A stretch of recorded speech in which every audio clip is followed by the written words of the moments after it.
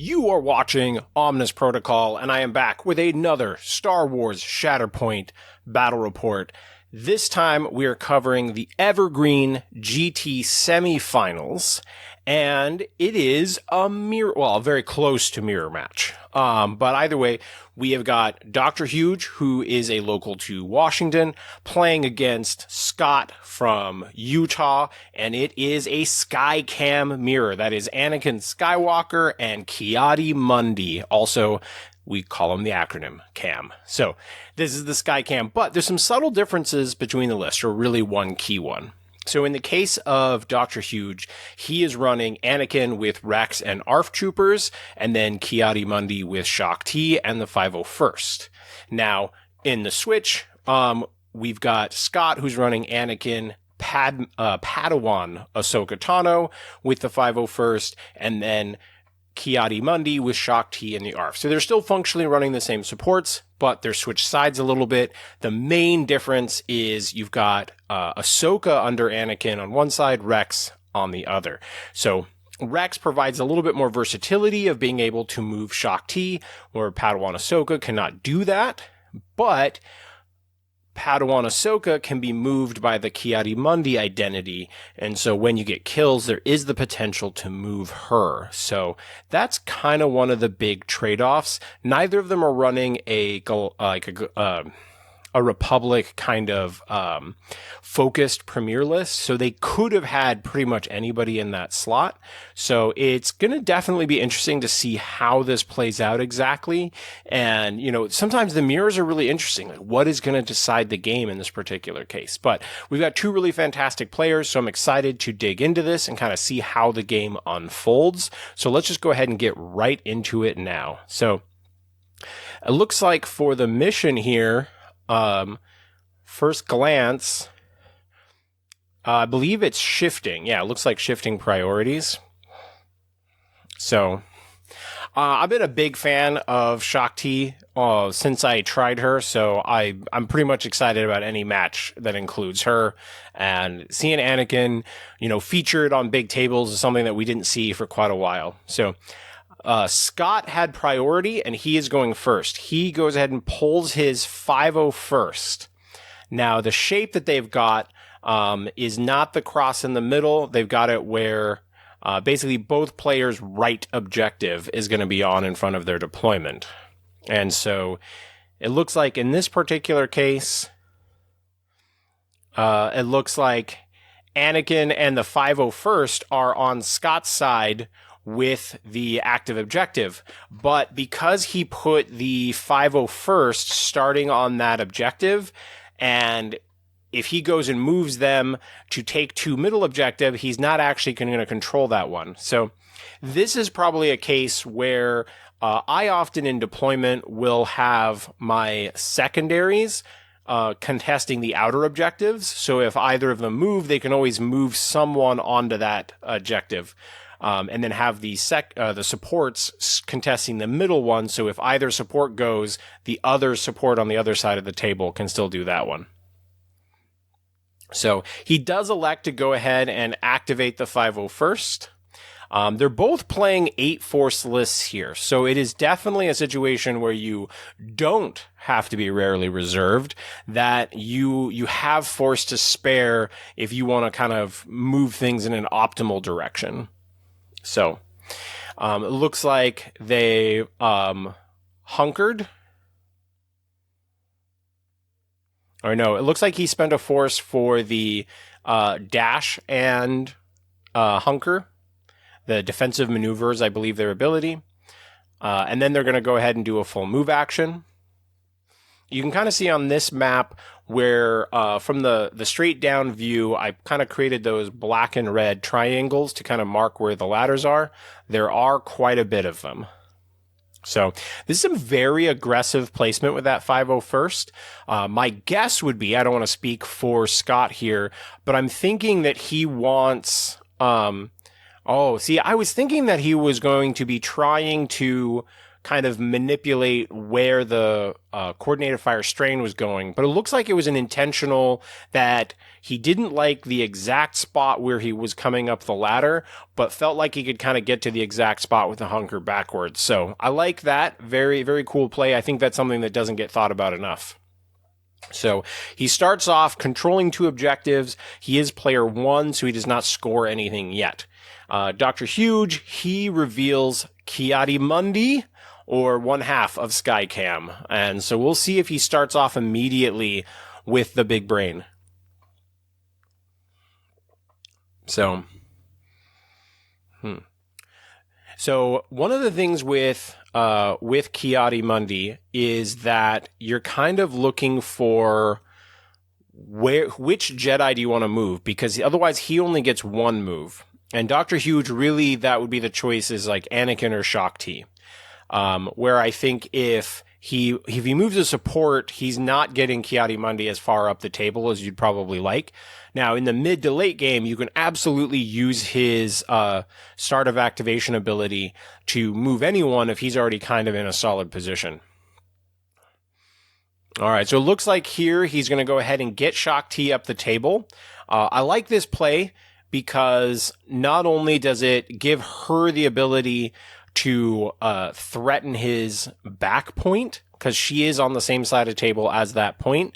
It just opens up good plays for her, where obviously this is a kind of a high amount of ingress table. So there's high likelihood that Anakin doesn't need a bonus dash in this situation, and he can hit 2 different spots. So Kiadimundi's going for the middle. I think this is also a smart play, is that when you have the ability to, you're only going to take 1 point, especially with shifting in the early moments, it's always better to take a point from your opponent. Oh, interesting. So looks like he's not even attacking. So he's just straight up going for the force push.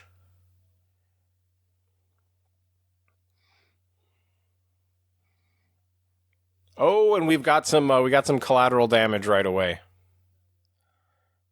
I hope no lightsabers were lost in the accidents. Yeah.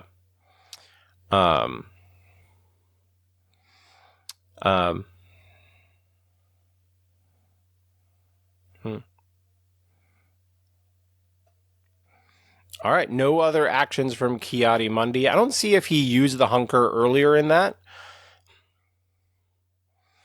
So that does mean that Dr. Huge scores 2, and then Scott pulls Shatterpoint.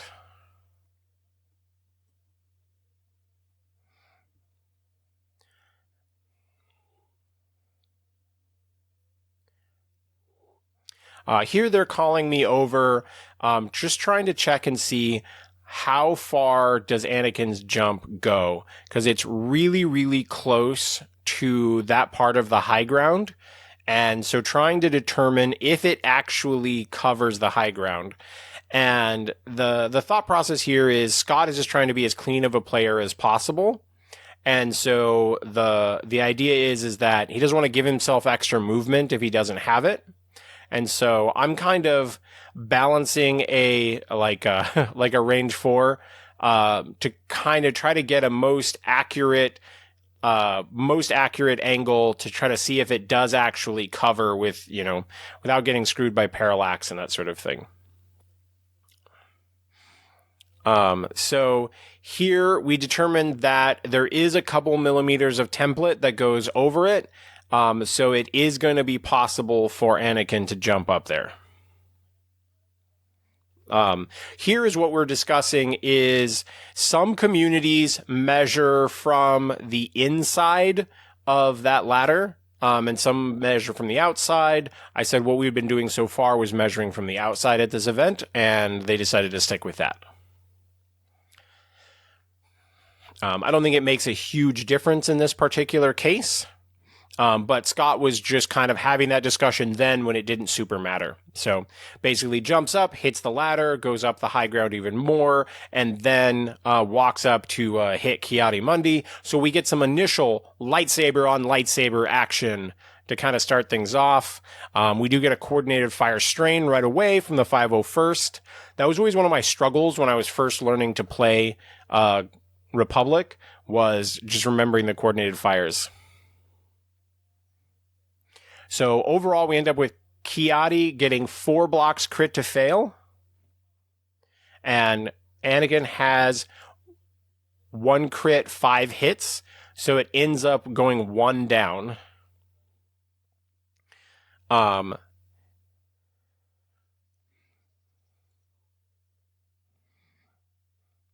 So Anakin chooses to spend force to try again.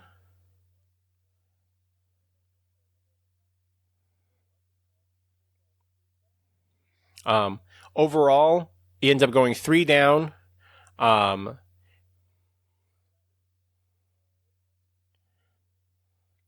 So even with only going 1 down on the first one and 3 down on the other one, with the coordinated fire strain, it looks like he perfectly hits the break point and is able to wound Ki-Adi-Mundi.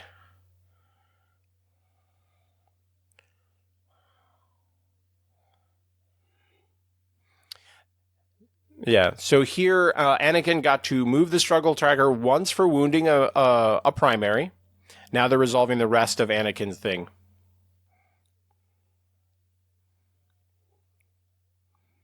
So in this case, he gets to dash kind of everyone because he gets to move both secondaries and both supports, and then he's got a movement from Ki-Adi-Mundi. So you can either move one of the secondaries twice, or he can move Ki-Adi once.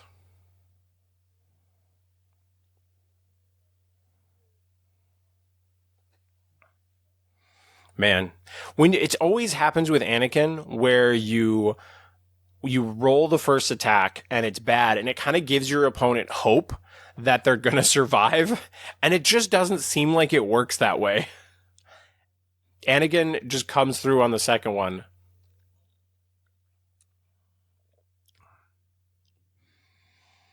Man, such a big deal play here for the Shatterpoint to come up and give Anakin the ability to kind of like totally reposition the team is just such a huge push forward in like kind of literal momentum, not just the score overall.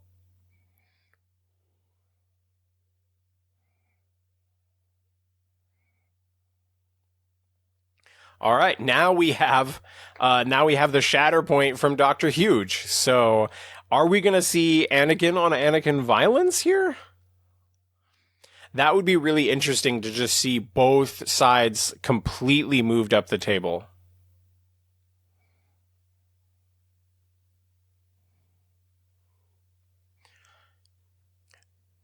Here he's kind of checking, like, if he goes for that, is he going to be able to kind of contest the point and be standing in melee of Anakin?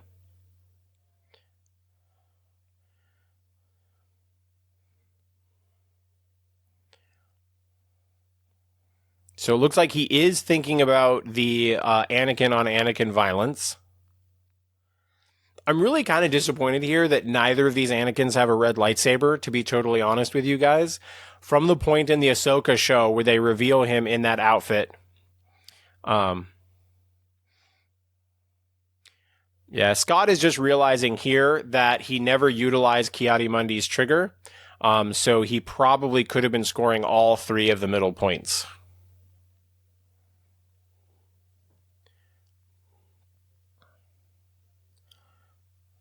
Yep. So here they're just kind of seeing how far is Anakin going.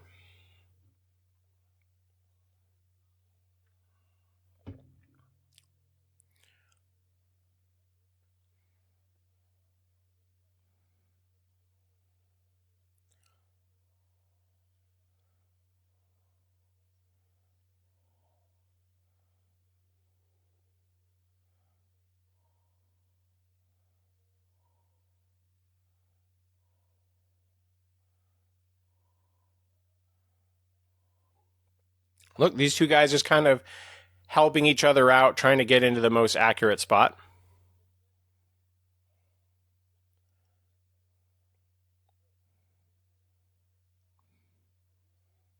All right, it is time for Anakin to go on Anakin.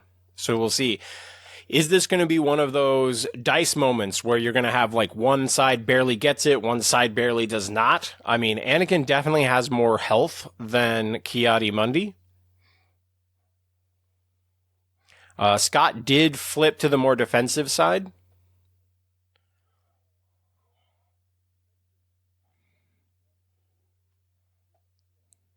Okay, so we end up with kind of the same start, where the initial attack, Anakin goes 1 down and deals 3 damage. This is slightly worse here in the case because Anakin has more health.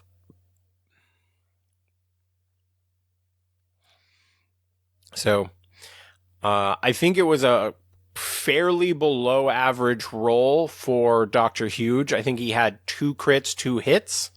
And so just ended up with 1 crit going through after some crit mitigation from Anakin's defensive roll.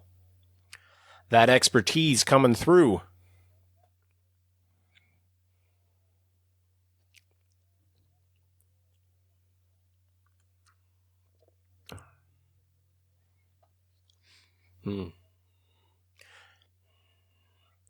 So he's going to go for it, believing that he can go 4 steps down.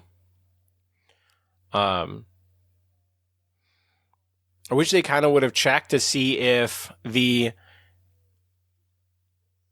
of the 501st had been in range to kind of hit the with the coordinated fire strain, but it probably isn't.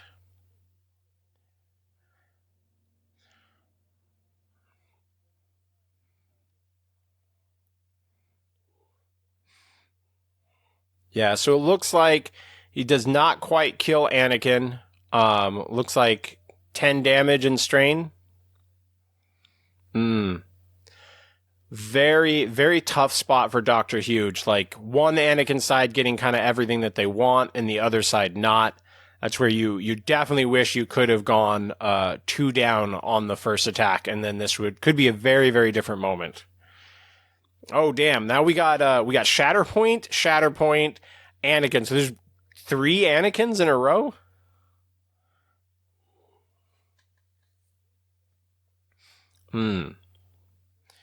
There is some awkwardness here because Anakin is strained.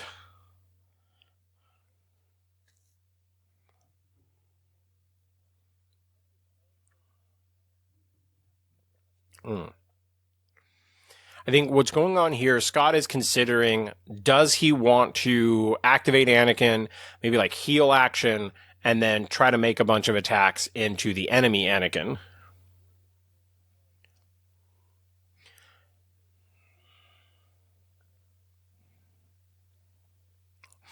Yeah. Yeah. Actually, so what they're looking at here is if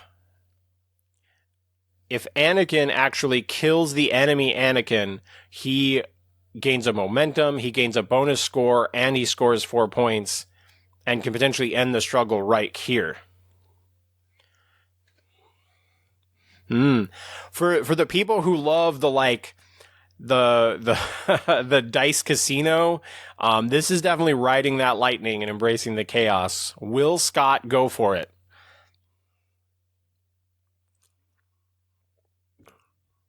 Yeah.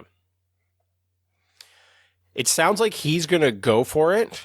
He believes that his Anakin living was actually very lucky, and he believes that Anakin will get there.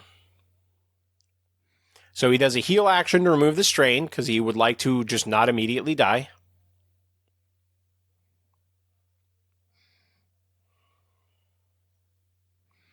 He's going to declare a coordinated fire strain. He hasn't switched stances yet. So I'm curious if they're going to pause and he's going to switch to Gemso first.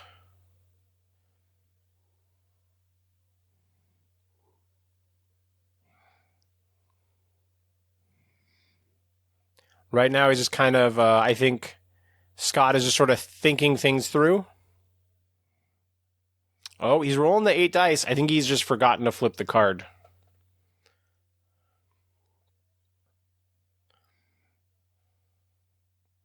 All right, there we go. We're caught. Okay, so 4 crits, 2 hits. Sounds like 5 blocks crit to fail.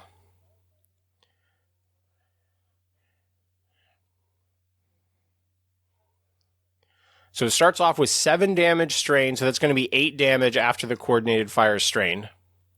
So off to a really good start. He's spending the 2 force.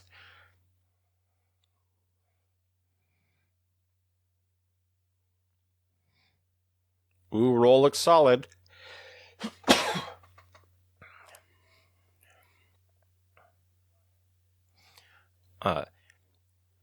3 blocks and a crit to hit, so not a great block roll. So 7 damage, strain again, so 8 damage. So, man, Scott coming out swinging. One Anakin definitely spent more time practicing with Ahsoka. Maybe that's the blessing of having Padawan Ahsoka, is he's practicing lightsabers all the time. Okay, so now he's resolving the momentum. He gets to recover a force. And now he is remembering Ki-Adi-Mundi's movement this time.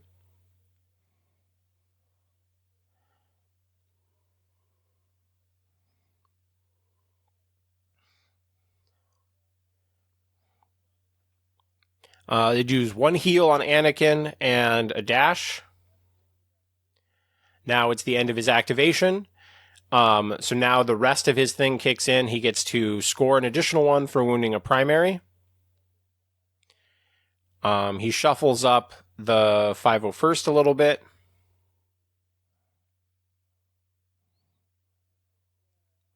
He's moving that one back because he realizes that the struggle is basically going to be over here. He wants to spread out his characters on as many points as possible. Whenever you can kind of win struggle 1 fairly decisively and where you have, energy to move on to other objectives, that can be a huge deal. And so that seems like what we've got going on here is let's be in control of as much of the board as possible.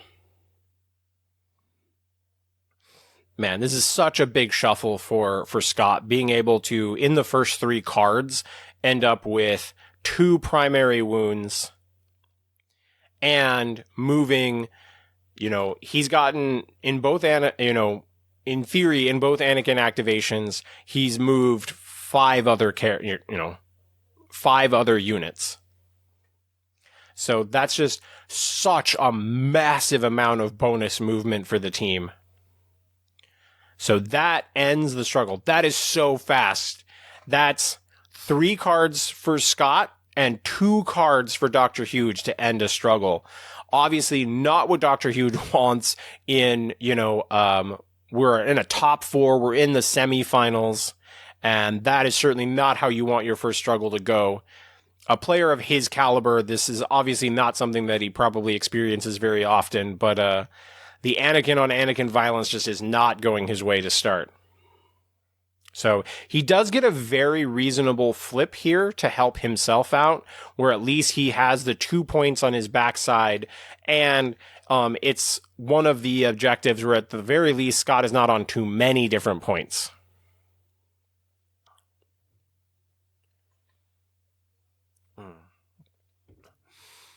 This is an interesting shock T moment because she could put one of the 501st onto that particular objective.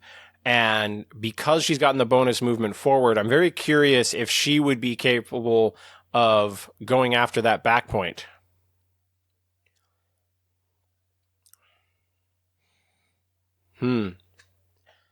Interesting here. He's talking about dashing Anakin, which looks like he is going for that.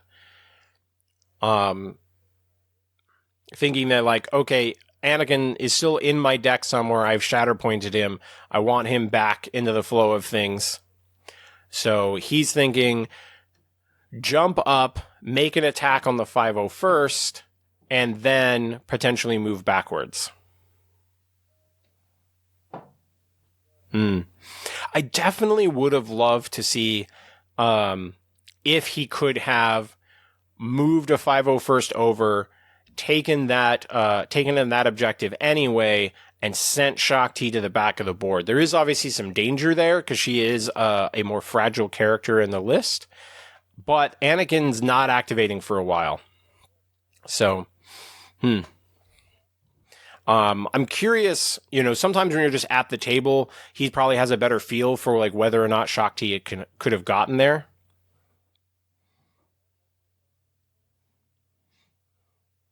But especially when you're behind, maybe this is just like a personal thing for like how I end up playing is if I'm behind, I do want to look for opportunities to make really big kind of like take control of the game swings.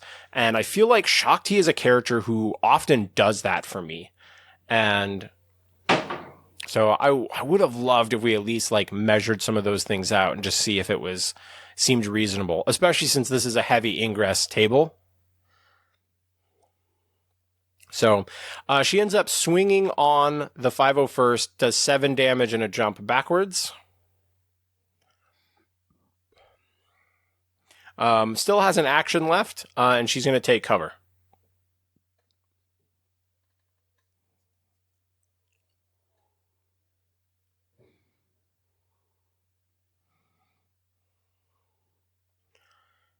So he does start off scoring 3.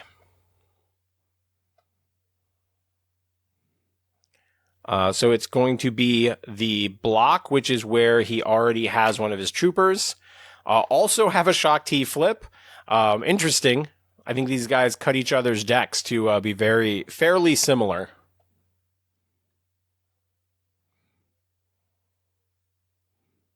So ends up where the free dash from Shakti is going to be on Ahsoka. So here he's just using some of his cool sci-fi templates to get the exact position for the Padawan.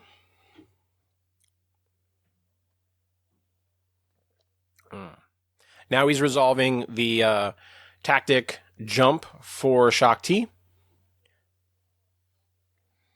By the way, shout out to all of Scott's badass tattoos. It's just like almost every game or nerd thing has been inked somewhere. So big shout out to Scott. Love seeing him at events. Such a nice guy. We always get to joke around a little bit. I could definitely use more Scott in my life.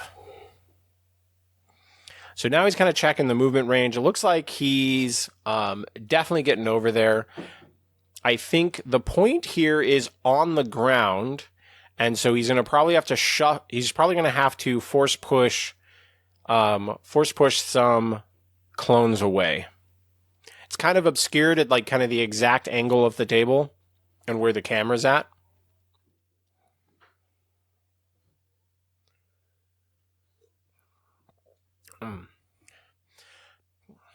So she's kind of obscured underneath the gantry over there, but he's going to make an attack roll on one of the ARFs.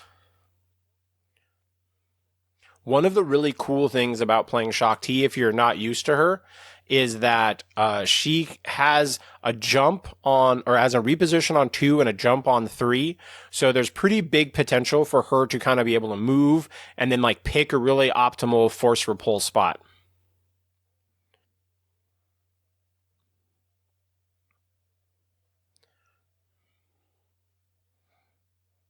So overall, she's going to go down 2 steps after expertise.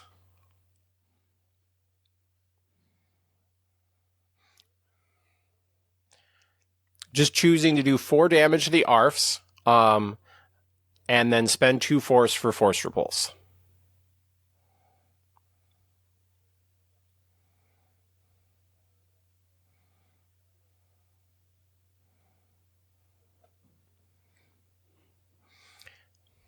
So here they're just kind of double checking the angle of away to kind of see where Rex can go. Man. This is a tough spot when Scott's already gotten so much movement forward, and then to be also pushing so many characters backwards. I don't think it's a huge impact here. Neither of them have activated, and both Rex now and the ARFs have an objective essentially right in front of them. But there's just such, like, if we're kind of measuring like the overall movement of both sides, there's a lot of negative movement on Dr. Huge's side, and just like so much repositioning done for Scott.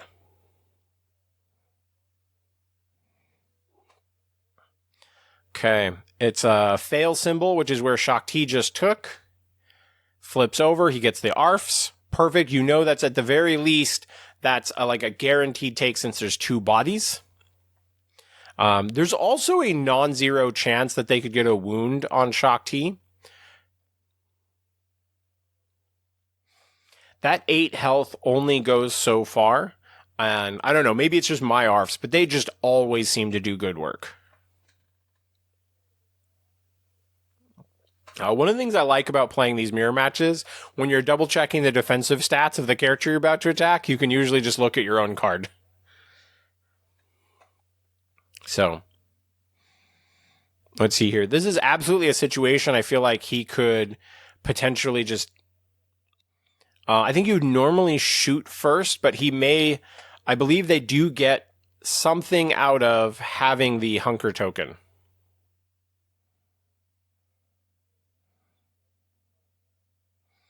He's just double checking here. He's got 3 cards left, 4 force. So he's just thinking about what he wants for like Anakin, who's still in the deck.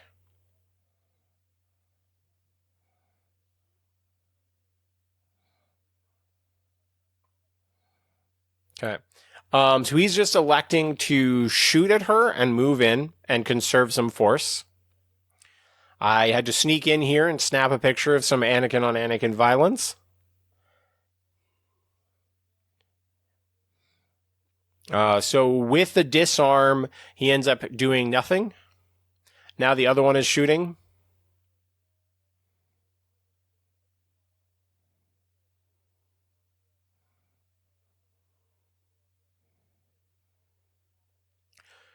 Two blocks, crit to fail.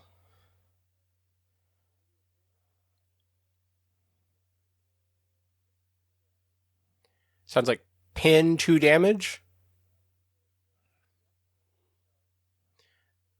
And then a shove.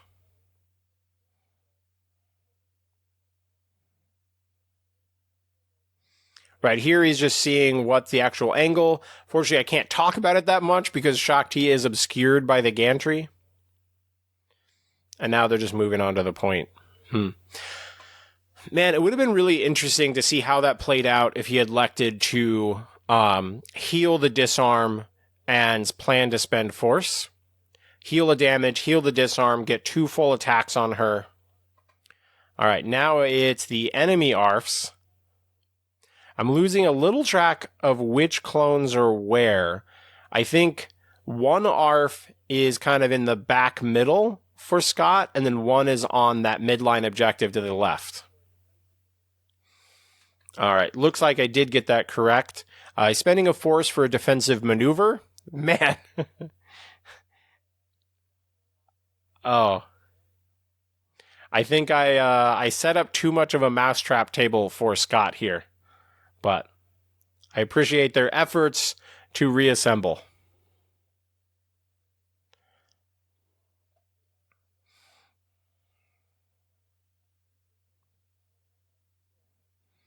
All right, so that's the defensive maneuver for both of the ARFs.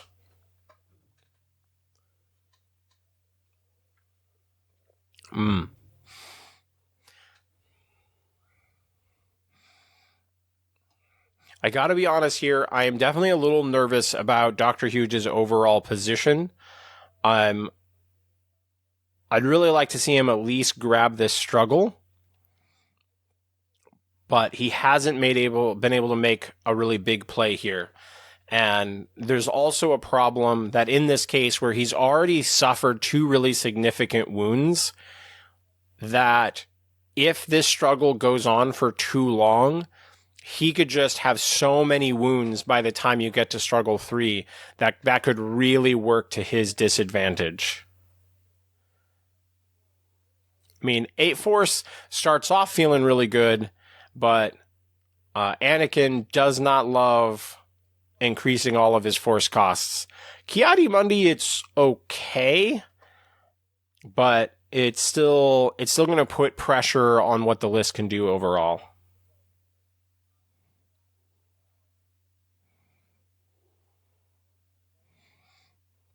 Just resolving move action. Of course, I had to put a gantry right where it was going to be really important for seeing a Shaak Ti. So we've got ARF on ARF violence. He needs to get one of these ARFs off the table. Or not off the table, but at least off the point.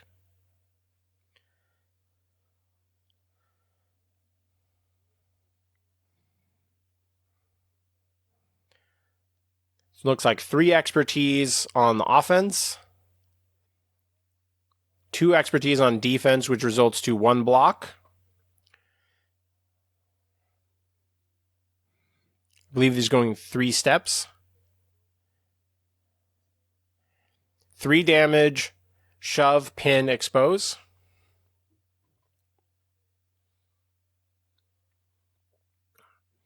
That's also very dangerously close to wounding them.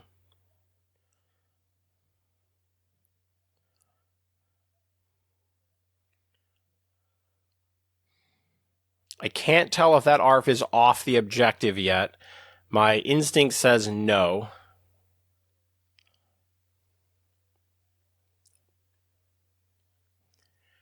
So the one that's kind of closer but obscured by the terrain is going to shoot.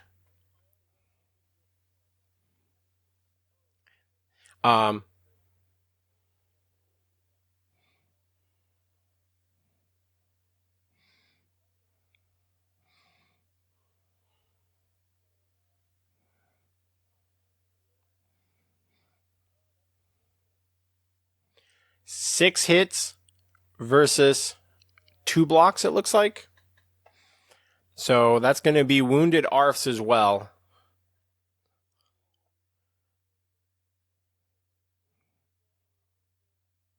Three damage push. And a disarm.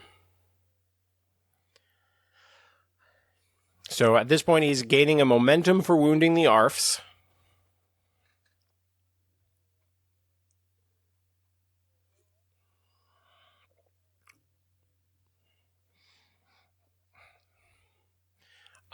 He forgot to do the follow-up shove, so that part is slightly awkward.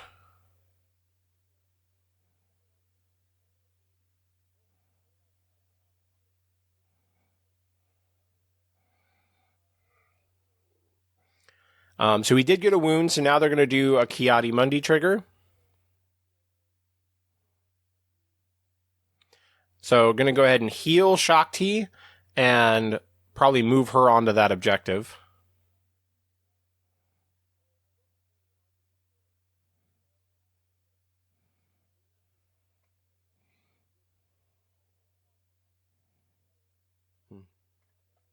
He's realizing at least because he didn't do the follow-up to his shove, he was able to retain his hunker on the ARF, which is kind of interesting. So looks like the score went back to 0, so they both gained a momentum. Now it's 5-0 first, and the objective that they need is all the way in the back.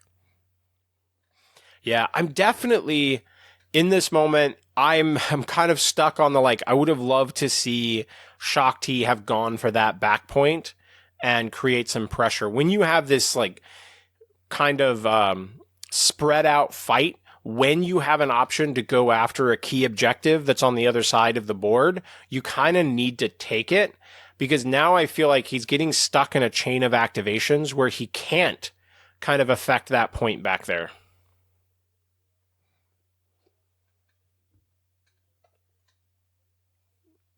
So now it looks like he's probably going to have to use the 5-0 first to retake that point over by the ARFs, but it's only going to score him 1 point.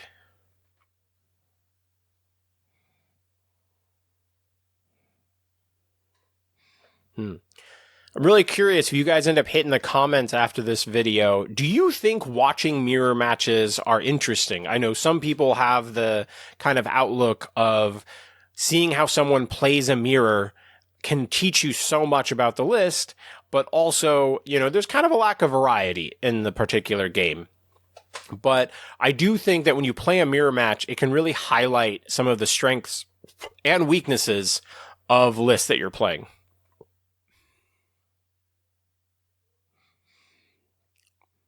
And just kind of while I'm watching this, it's really drawing to my attention just like how much damage is getting put onto Dr. Huge's side of the table. He does not actually have a wound yet.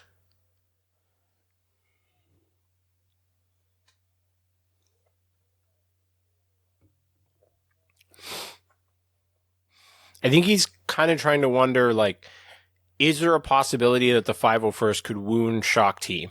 It is definitely something I've noticed. I play Shaak Ti a lot, and when she gets wounded, that is rough.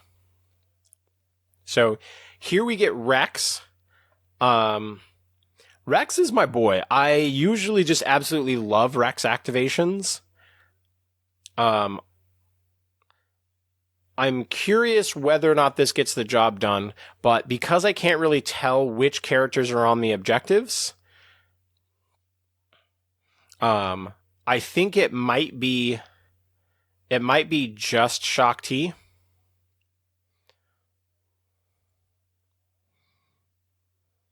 So it looks like he tactics moved and then moved again, and he's going to shoot at Shaak Ti.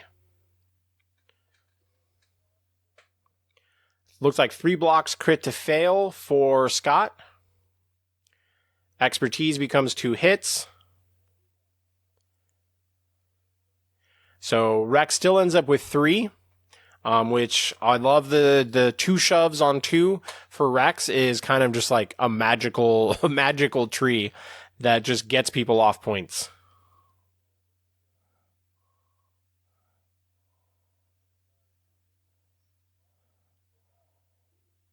Yeah. He's remembering the heals that he gets on the 3rd step of the tree to at least remove some status effects from the ARFs. And he scores 2. So it looks like neither of the ARFs are on that point. So at least we've got that kind of fully covered. So priority point is where Rex is at. All right. Ki-Adi-Mundi hasn't moved at all. So this might be... I don't remember his tree well enough off the top of my head, but I think if he's going to get back there and affect one of those other points, he might need to get movement out of an attack. So this might be a situation where he dashes Shaak Ti back onto the point, and then he's going to try to dash himself, walk, and make an attack on someone and see if he can get a reposition. Dr. Huge is admiring in the moment just how many of his characters are already wounded, and that he has not gotten a kill against Scott yet. So that resolves the tactic dashes for Ki-Adi-Mundi.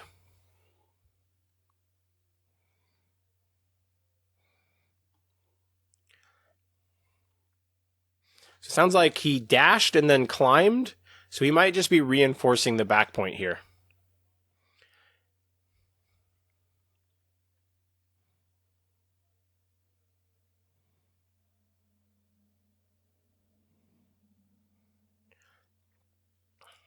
Kind of locking in his exact position, and then he's going to hunker backwards.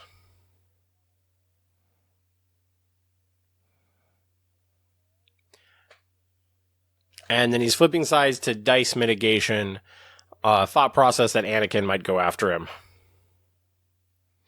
So there, he only scored 1.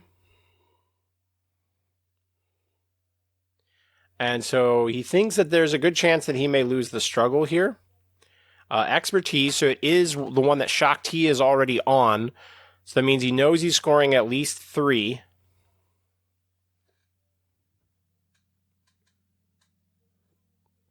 May not be an immediate end to the struggle. Although if he flips Anakin and gets a kill here, he could certainly end the struggle.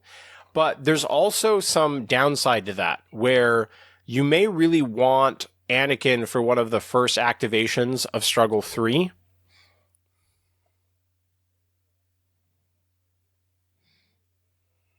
So he does decide to reveal Anakin. There is I guess the downside, so I guess where I would be wrong is that if he doesn't do Anakin now, then he's probably not winning the struggle this turn, which means that he's not going to get to activate Anakin at the beginning of the next struggle anyway. So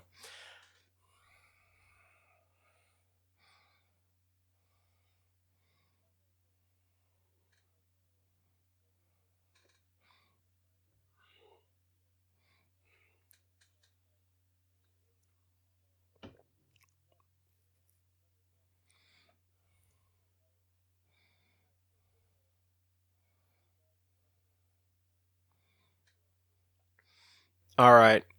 Looks like he flipped to murder side.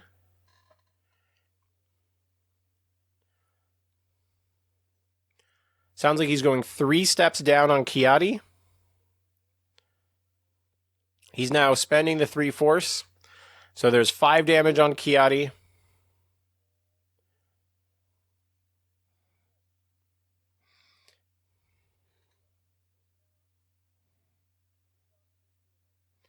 Three blocks, crit to hit on defense.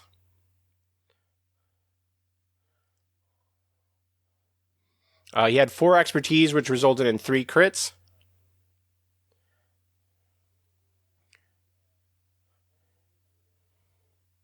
Yep, so he's going to go 4 down, it looks like, which is plenty of damage and strain. He gets 1 force refresh.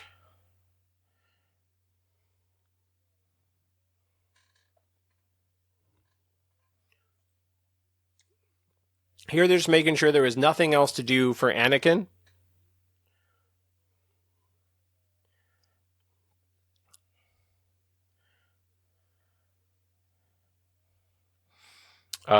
Scott had moved the struggle tracker and realized it was the wrong direction, so they were just correcting that.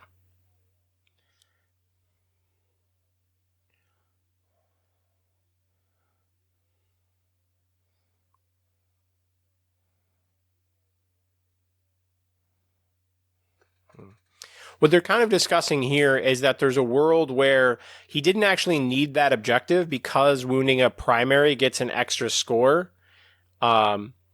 He could have gone for the kill on Anakin, which would have really only taken 1 attack to conserve some force. But overall, I think getting the wound on Kiadi here, I actually like. Scott, they were kind of discussing it. Dr. Huge was like, there's only a couple of health left on Anakin. There is a world where the 501st as the next activation could get the wound on him. And so I don't think he super needs extra force for the 1 card left. So I don't mind that play. It also just means 1 more spot where Scott's not starting off scoring. So, it was an interesting discussion to kind of hear their thoughts, but I like that play from Dr. Huge. I would hope that I would have done the same thing, but maybe I would get focused on wanting to finish off Anakin.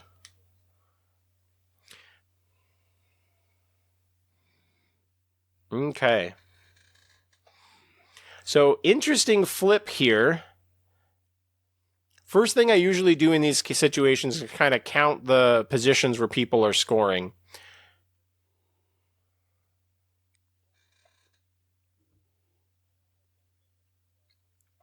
Here they're realizing that now they've both forgotten a Kiadi trigger once.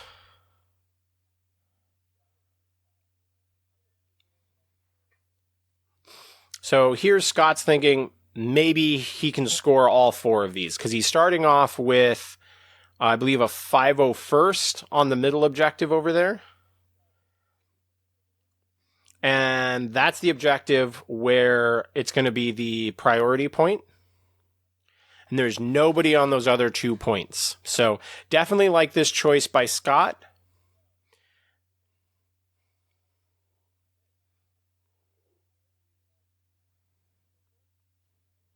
Ahsoka is the last card for him.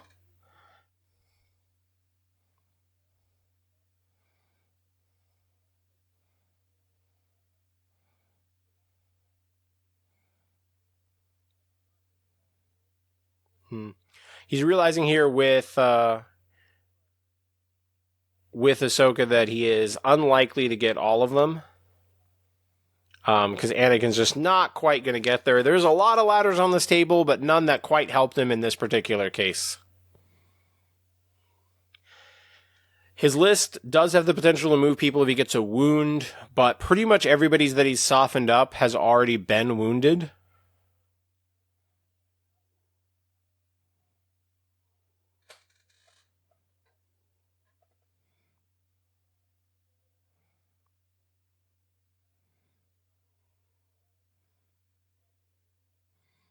He's kind of checking some different movement options for Ahsoka now.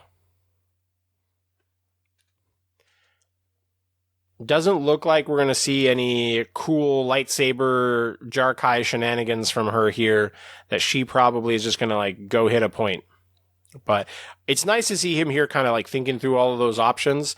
You don't want to be in a spot where you didn't stop to think about those things and then you miss something really important.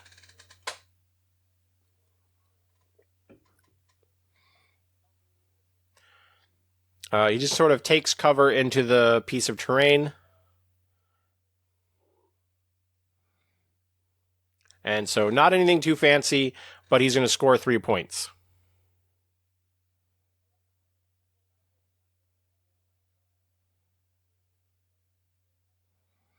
And it does look like Dr. Huge is at least starting off with control of that back point. There must be a 501st under there.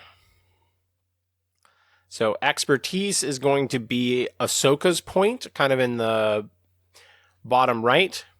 501st revealed. So one of the things here is you obviously would like to get the wound on Anakin. The challenging part is, are they going to be able to both get onto that objective without needing shoves? And they're kind of pinned against one another. And if they move past Anakin and shoot him, then they're not really shoving towards Ahsoka. So they might end up having to shoot Ahsoka or one of the 501st.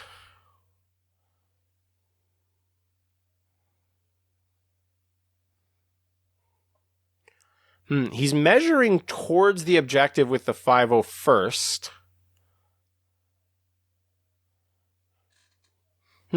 Very curious what the thought process is here.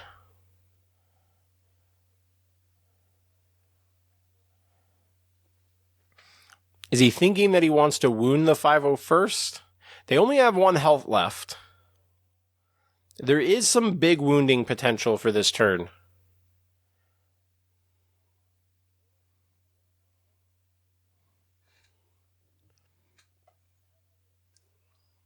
Scott is reminding Dr. Huge that they only have 1 health left on the 501st.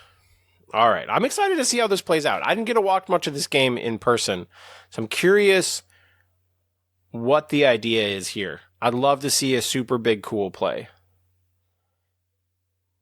So it looks like full advance from 501st. Both of them moving.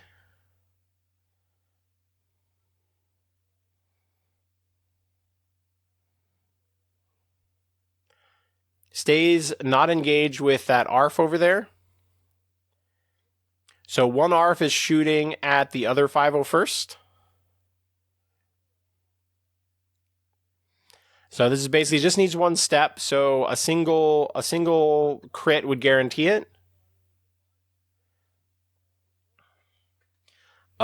Looks like the 501st got 4 blocks, but it's just not enough. So 1 damage pin. So that's going to be a wound.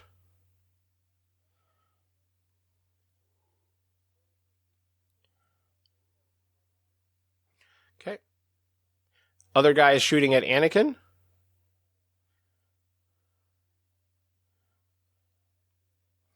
Looks like 2 blocks crit to hit for Anakin. Looks like he's going 4 down on Anakin.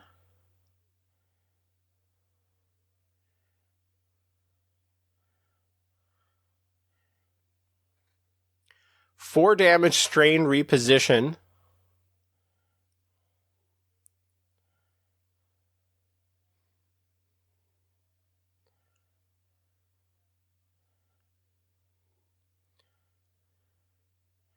Resolving the reposition. Going to go hit a full-length ladder.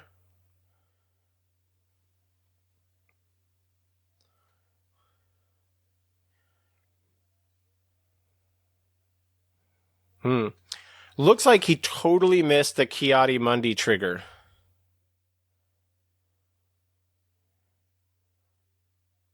So it gets the 2 guys on the point. So he does get 2 wounds.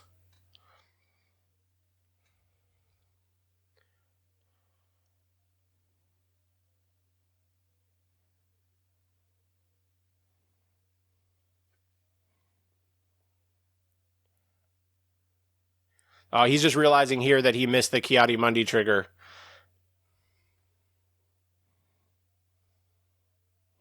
Yeah, I don't blame him for sticking with it, because Scott missed one early on like the second activation, and they didn't back up for it. It's just hurting Dr. Huge now that he's missed 2 of them.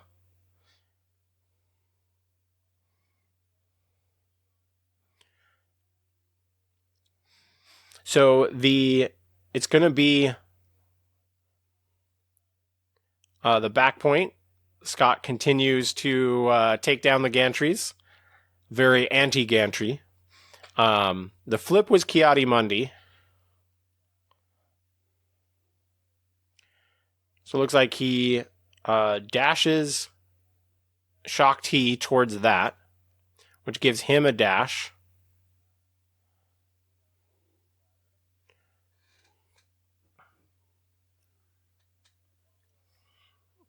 Currently the score is 1 on Scott's side, but he has gained, Dr. Huge has gained 3 momentum so far.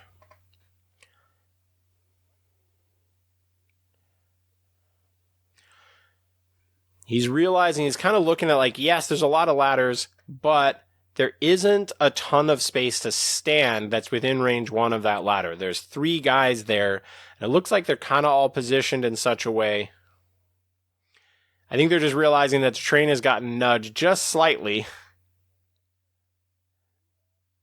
and they're trying to move things as minimal as possible. This would have been a good spot to just like call and ask for my assistance.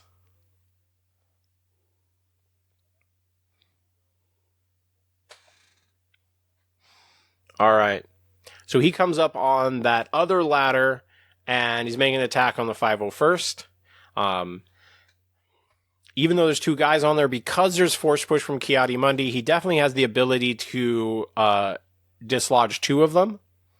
He has been wounded, but there's a wounded 501st over there, so at least he gets a discount on the force push, and it would only cost 2.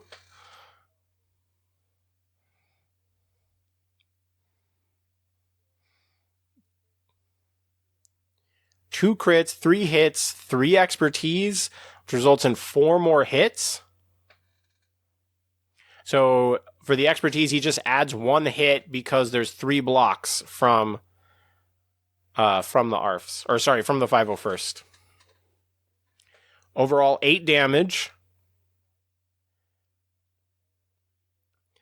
So he ends up getting the 8 damage to wound, and he gets 2 heals, and he gets a free force push. And he gets a shove to knock a guy down.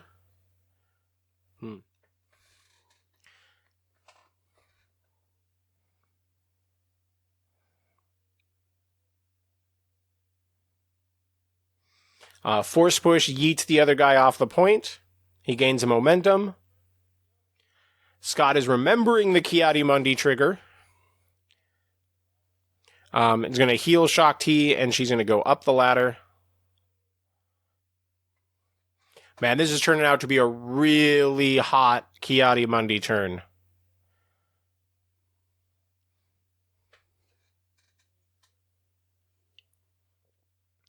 That looks like he's going to take all of the objectives.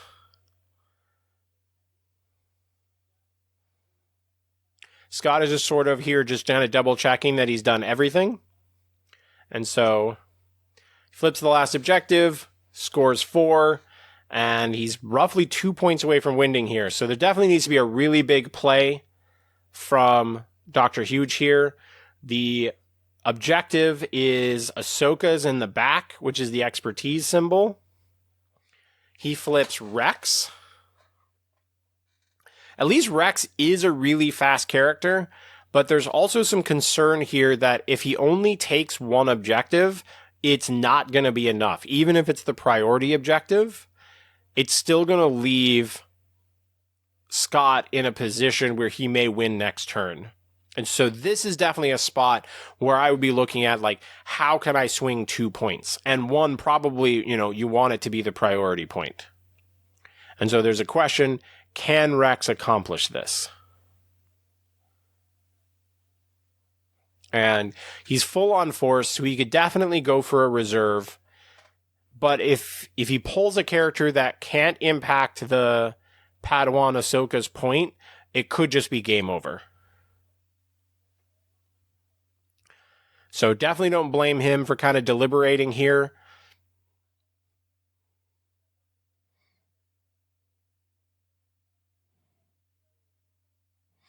Yeah, he's now kind of going, I think he's realizing exactly what I'm saying as well, which is that he may just have to reserve Rex and be hoping for a bigger spike potential. That if Rex just goes over there, gets Ahsoka off that point, which is totally reasonable, it's just probably not going to be enough. So they've still got some time, so I think him deliberating this is absolutely reasonable. This is going to be a really critical moment. It's definitely rough. Like, if he pulls his ARFs, it could just be game over.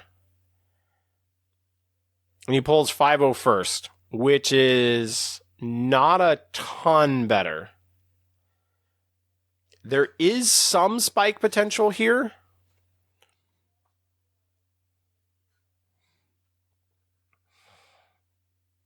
I think it would be very difficult for them to take 2 points, but it's in the realm. And he's probably at least happy that he did not pull ARFs.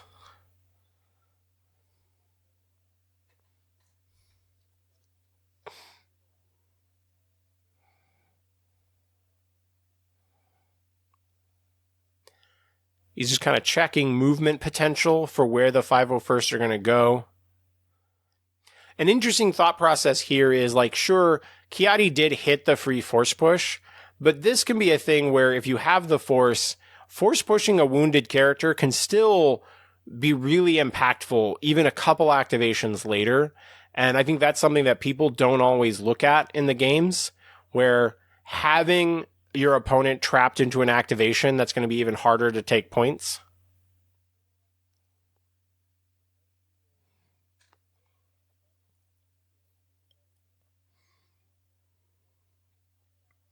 All right, Kiadi is using Force Enhanced Reflexes. First 501st is punching him.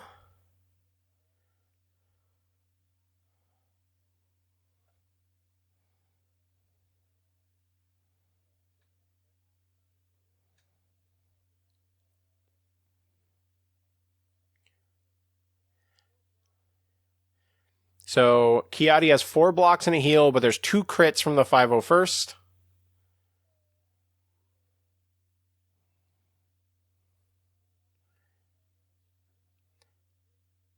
Pin and 3 damage. Ends up healing the pin.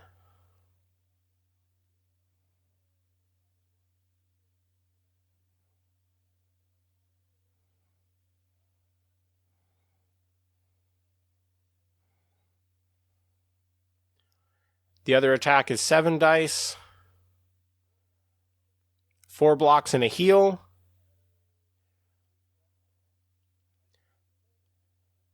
Ends up just being a damage and a pin. Yeah. Yeah, so here that ends up with Dr. Huge only scoring 1. Rolls the fail, which guarantees that Scott is scoring 3 points. So that's going to go ahead and conclude that game. One interesting thing I thought I would share is that I do have a video of both of these guys playing the other side of their premiere, which was both Cassian lists. And they actually played that against each other in Swiss. And so they agreed in this game that they definitely did not want to do the Cassian mirror again. So they tried the Skycam mirror. So this was very cool. I know that this list has been talked about a lot, so I was really excited to have a video that would show this off. And of course, I definitely want to thank both Scott and Dr. Huge for allowing me to record them. You know, big props to both of them for making it to the top 4. That's an achievement in anybody's book. And you know, just some really interesting play there. And for considering how long we didn't really have Anakin in the meta in his pre-Darth Vader form, it's really cool, like, having him show up on the tables and be such a big threat. And, man, Ki-Adi-Mundi and Shaak Ti are both so good. It's a super interesting list, and I really think that Ki-Adi-Mundi and Shaak Ti are going to be a big feature in the meta and in Republic list for probably a long time coming. So, awesome. Always happy to show all of you watchers these matches from the Evergreen GT. I hope to keep more of these coming. Really excited to show them off. And so I'll just close this out with, remember, don't forget those Ki-Adi-Mundi triggers. They're so good. Later, nerds.